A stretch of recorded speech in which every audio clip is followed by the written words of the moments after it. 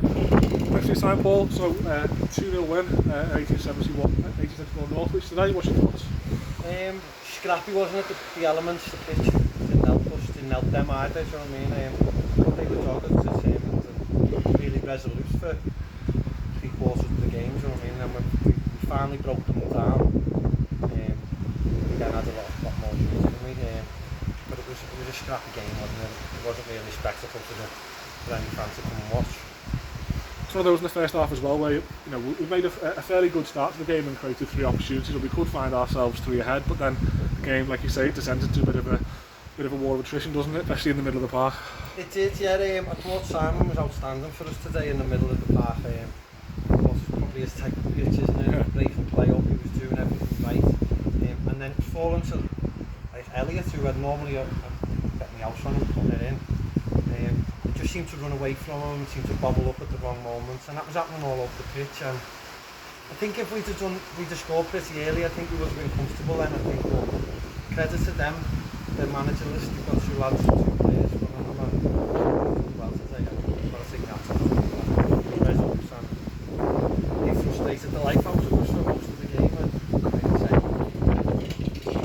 So obviously in the second half, we were saying on the commentary that there were a couple of times when Max has got in down the left hand side and it hasn't quite worked for him, but he's kept plugging away, and it's a sign of the determination of the side and the quality that Max has got, that when it eventually works, we've got 2 goals from it. It was. We were talking about it at half time.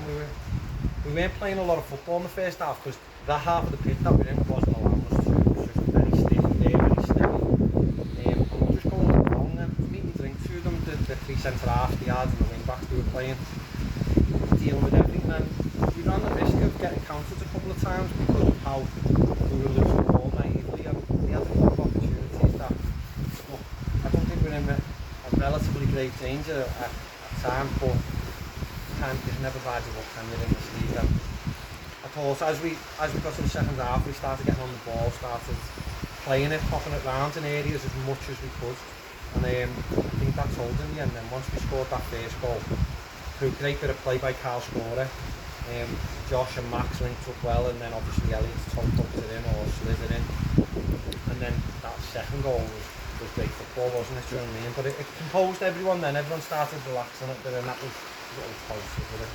I'll say a few words about Kyle Scorer, but also to look at the way that the subs have influenced the play off the bench on a few occasions this season. We saw, I remember one called Linux when Sonko and Luke Byron come off the bench and influenced it, and we've seen sort of a similar performance there from Kyle when he came on. He was sharp, wasn't he? He was on the front foot, he looked to take the ball away from their defenders and really influenced it off the bench. He did, yeah. He gave the right back a torrid time, didn't he? But without being like JJ or Elliot with the fast. Yeah.